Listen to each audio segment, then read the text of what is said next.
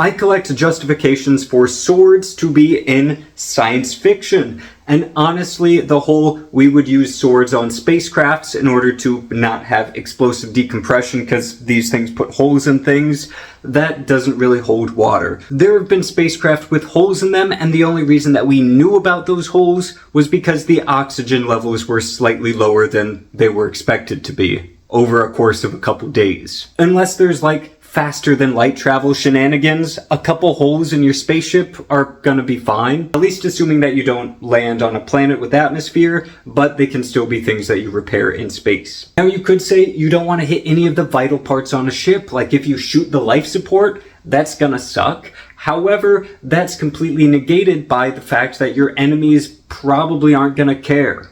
If a bunch of pirates are coming to take your stuff, they can wear spacesuits, so they don't need to worry about that. Oh, you want to protect that stuff and use swords? They've got armored spacesuits and they're using guns. You're just at a disadvantage. And completely negated. That said, blades would be pretty solid for a zero-gravity martial art. You're not going to be able to put a lot of energy in a swing or even a punch. You're probably going to be in grappling distance with somebody. So a relatively short blade thrust into them, that would be pretty good. Now we'd also probably see stun guns and tasers used in those sorts of martial arts too, and long knives. So it would still be relatively smart for somebody to carry a sword in space, but not for the explosive decompression reasons. Another justification for swords in science fiction is some sort of energy shield that blocks bullets, but the slow blade can penetrate the shield. I'm personally not the biggest fan of that one because even though the author of Dune had some shenanigans going on with lasers exploding, so lasers wouldn't be effective, you can still transfer energy into a person who's wearing a shield. You can like push them, and that means that a bullet hitting them in the face, even though it's shielded, is still going to have an impact on them. You could potentially cause brain damage in a person by shooting them in the shielded head, and that would give them a concussion, or whiplash. Or use gas weapons, or use fire, or use electricity. I just don't think some weird style of sword fighting is going to be the ideal thing for that.